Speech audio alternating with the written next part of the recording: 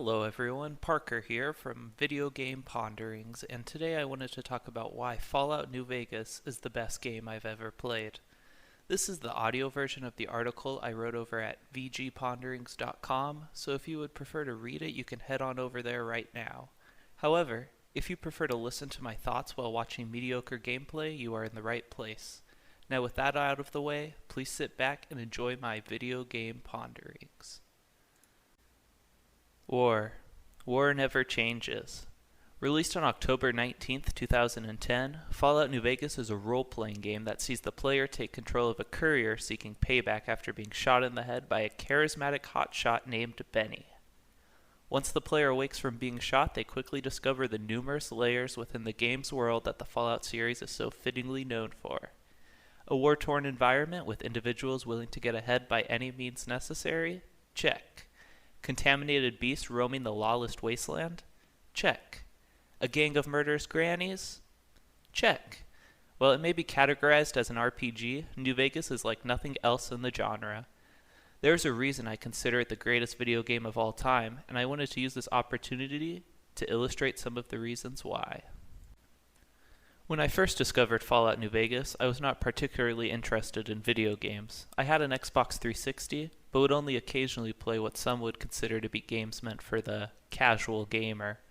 I was content playing Grand Theft Auto and Left 4 Dead, and considered most games in the RPG genre too much work for me to play. Then I first heard about Fallout New Vegas. By a stroke of luck, I happened across a review of the game a few years after its initial release. I don't remember why I read the review or what I was even searching for on the internet in the first place. But in retrospect, I now know the day in which my true passion and love for games was born. Within the review, there is one single mechanic the reviewer mentioned that blew my mind. With the exception of children, you could kill any single character in the game. I later learned that the reason for prohibiting the murder of children was because it would mean the game would be much more difficult to release in certain countries, along with the game potentially receiving an adult rating. This was never an issue for me though, as my mind was completely blown by the possibilities already presented with this mechanic. So you're saying someone could give me a quest, and instead of helping them, I could just shoot them and take all of their stuff? Not only could I do exactly that, but it would also have several severe repercussions for my character as I continued through the world. The developers, Obsidian Entertainment, proved that choice is not a hollow shell that brings the players to a predetermined outcome, but it creates an organic story that ensures players can have a different experience every time they play. After my initial discovery of the game, I almost instantly purchased Fallout New Vegas and spent more time playing it in 1 week than I probably spent in the previous year playing all other games combined. After a few short hours on my first day of play, I had discovered the true power of video games. On the rare occasion that I talk to someone who isn't already familiar with but is interested in Fallout New Vegas, my favorite thing to tell them about is the quest, "Come Fly With Me." This quest line is what I consider to be the Fallout series at its best, with fun characters, a unique environment, and an over-the-top but still believable storyline. Interestingly enough, lead designer and project director Joshua Sawyer stated that this was the very first major questline that the team at Obsidian designed. The journey takes place at and around the REPCONN test site and begins once the player arrives there to discover the perimeter is filled with vicious ghouls. After battling their way inside, the courier discovers there's another group of ghouls.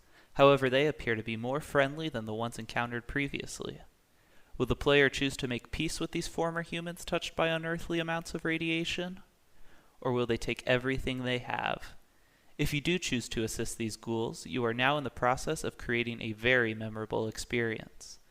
The courier quickly discovers that they are at a rocket launch site, and these ghouls are attempting to leave Earth to the great beyond.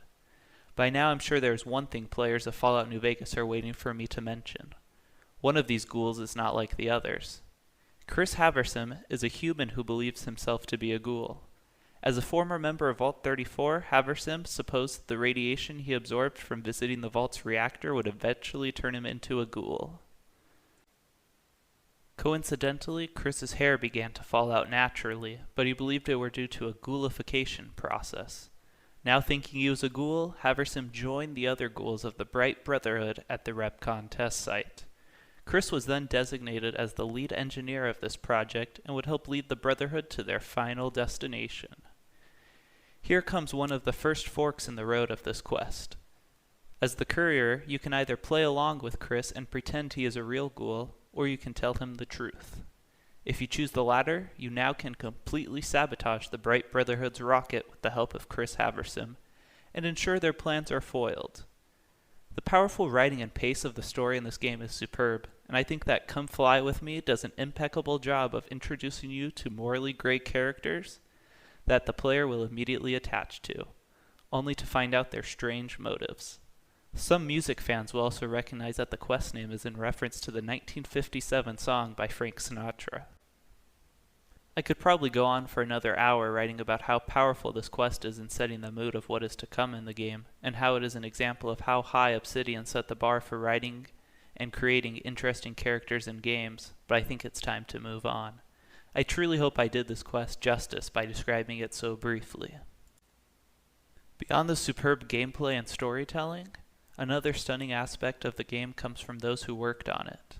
At the time of development, Obsidian was composed of many talented individuals who also worked on Fallout and Fallout 2. Another fascinating aspect of the game's development is that its lead writer, John Gonzalez, would go on to Guerrilla Games to write the well-known title Horizon Zero Dawn. If you are like me and absolutely love the writing in New Vegas, it is important to give props to the writers like John who made this game the masterpiece it is.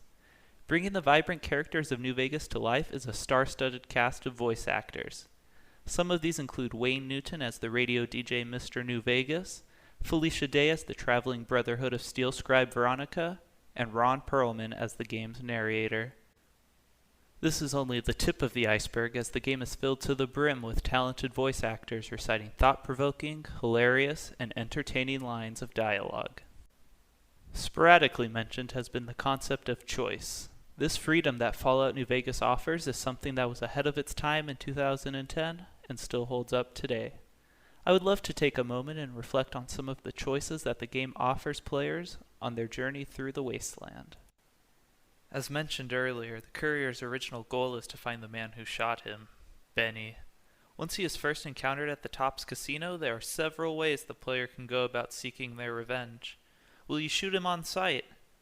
Will you spare him only to have the Kaiser stick him to a cross? Or will you try to form a pact with your biggest enemy just so you can rule the wasteland? These are just a sample of the ways you can go about your interactions with this character, and are a prime example of what Fallout New Vegas offers players. The game builds up characters with an aura mixed with black and white, and then allows the player to decide their fate, accepting whatever the repercussions may be. Beyond that, the grandest choice the game offers is when it comes to the battle for Hoover Dam.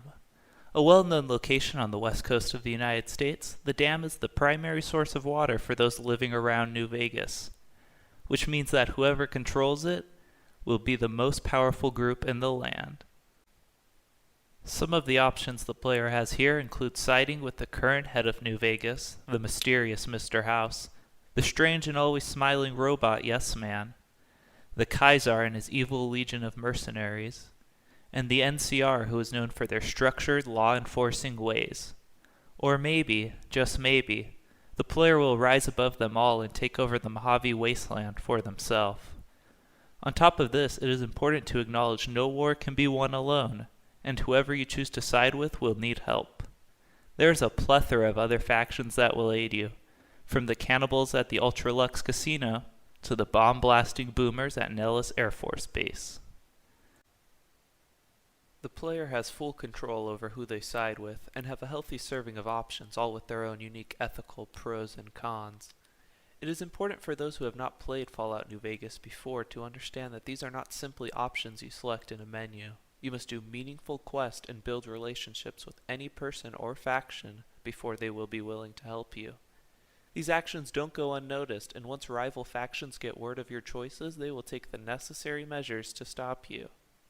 It's hard to keep track of how many times Kaiser's Legion have attacked me as I wandered the wasteland after siding with someone else. Obsidian perfectly captures the intricacies of choice here by requiring the player to make tough decisions that will have both positive and negative effects on not only the courier's story, but the Mojave Wasteland as a whole. Chances are that if you're reading this, you've already heard of Fallout New Vegas. Developed by Obsidian Entertainment and published by Bethesda Softworks, this game is no slouch compared to other RPGs. While I know it wouldn't be considered most people's favorite game of all time, I'm sure many will rank it as a standout title in the role-playing genre, especially when it was first released. Presently, the game is available on Xbox 360, Xbox One via backwards compatibility, PS3, and PC. Fallout New Vegas also sold very well, with over 5 million copies being sold within the first 3 months. The game received a Golden Joystick Award for RPG of the Year in 2011, while also being nominated for 2 BAFTA Awards for Best Strategy Game and Best Story. After New Vegas, Obsidian Entertainment would go on to create many other standout games, including Pillars of Eternity 1 and 2, The Outer Worlds, and they are currently at work on the highly anticipated first-person fantasy RPG Avowed. Meanwhile, Bethesda Softworks continues to be a monolith in the industry, especially after being recently acquired by Microsoft for approximately $7.5 billion. Bethesda has also developed 2 more games in the Fallout series, both with their own unique strengths. The studio is also hard at work on the Elder Scrolls 6 and Starfield. I am very much looking forward to the upcoming titles by both of these studios and hope to write similar articles like this about them in the future. Finally, if the main story of the game didn't satiate your appetite for superb storytelling and gameplay, the game offers 4 story DLCs, all with their own unique flavors. The first of these was Dead Money. Here our character visits the Sierra Madre, a luxurious and beautiful resort poised to be the best casino known to man. Unfortunately, this all changed when the bombs fell before the casino could even welcome its first guest. The security here was nothing short of spectacular, making sure that nobody could break in. But that also meant no one there could ever leave. Once he arrives, the courier is captured by Brotherhood of Steel rogue Father Elijah. In order to escape, the player must work with 3 unique and quirky characters before coming face to face with our antagonist of this story, while also happening across the fabled treasure that lies deep within the Sierra Madre Casino. The atmosphere here makes the player feel isolated and confined when they are surrounded by the toxic gases and beasts that lurk within. The second DLC release takes place inside Utah's Zion National Park. In Honest Hearts, the courier joins an expedition with the Happy Trails caravan, which is quickly attacked by native raiders of the land. While traversing through this beautiful new area, the player becomes mixed up with the conflicts between the many tribes who call the land home. This DLC is also known for the Burned Man, Kaisar's former legate who was set on fire and thrown into the Grand Canyon after losing the first battle of Hoover Dam. If you can find him, the Burned Man is a truly memorable encounter. New Vegas' third DLC will take you to the Big Empty. Old World Blues allows the player to meet some of what I consider the most interesting characters in the game. The courier unsuspectingly becomes a lab rat in the experiment of robots, each with their own personality. While some may consider this DLC to contain too much dialogue, it is truly a goldmine of quotes and character development. Beyond the robots, there is also an assortment of household supplies the player can talk to, such as a toaster and a light switch. Yes, I said that correctly. Have you ever tried to indulge in all-consuming urge to kill when you don't have opposable thumbs? Or hands?